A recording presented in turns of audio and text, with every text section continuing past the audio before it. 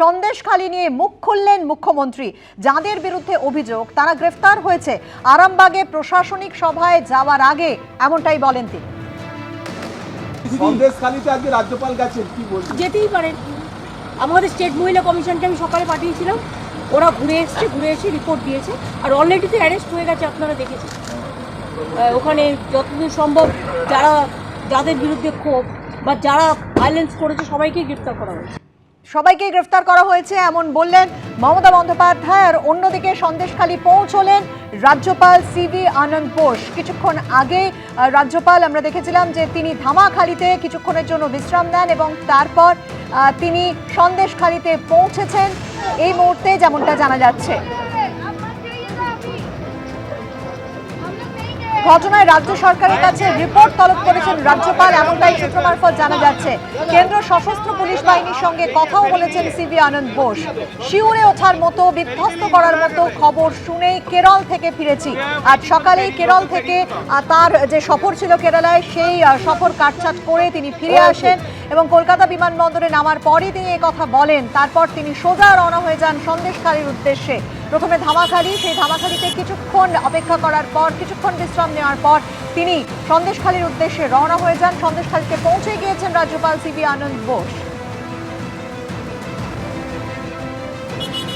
এবং আজ সকালেই তিনি বিমানবন্দরে নেমে যে কথা বলেন যে শিউরে ওঠার মতো, বিধ্বস্ত করার মতো খবর শুনেই কেরল থেকে ফিরেছি, সন্দেশখালীর পরিস্থিতি খুঁটিয়ে দেখতে যাচ্ছি।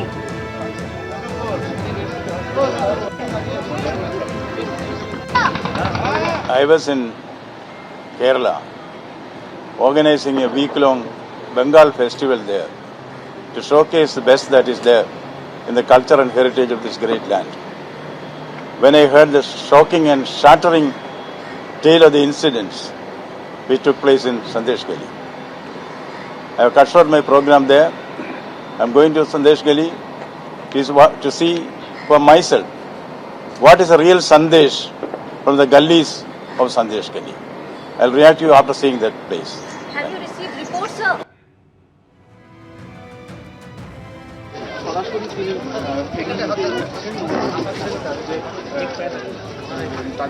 ধামাখালী থেকে তিনি লঞ্চে করে রওনা দেন সন্দেশখালীর উদ্দেশ্যে, যে ছবি আপনারা দেখতে পাচ্ছেন।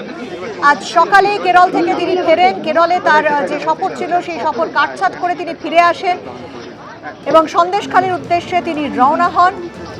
সেই মুহূর্তের ছবি আপনারা দেখতে পাচ্ছেন। তবে এই মুহূর্তে তিনি সন্দেশখালীতে পৌঁছে গিয়েছেন।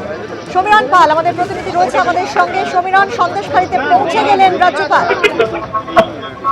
একেবারে ছোট কলাগাছি নদী পেরিয়ে তিনি বিশেষ লঞ্চে করে তিনি পৌঁছে গেছেন সন্দেশখালী ফেরিঘাটে এবং সেখান থেকে তিনি রওনা দেবেন সন্দেশখালী থানার উদ্দেশ্যে রওনা দিতে পারেন বা গ্রামবাসীদের সাথে কথা বলতে পারেন। তিনি এখান থেকে রওনা দেওয়ার আগে তিনি আমাদের জানিয়েছেন যে পরিস্থিতির দিকে তিনি বিষয়বস্তু নিয়ে জানাবেন।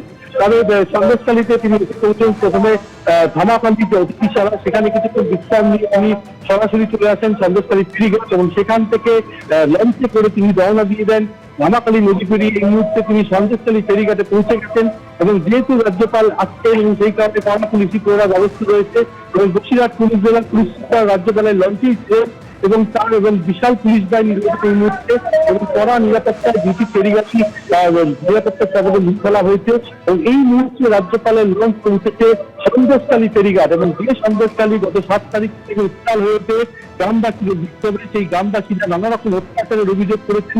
সেই অত্যাচারের গল্প তিনি গিয়ে শুনতে চান তাদের কাছ থেকে খুব সরাসরি বিমানবন্দরে নেমে ইচ্ছা তিনি প্রকাশ করেছেন।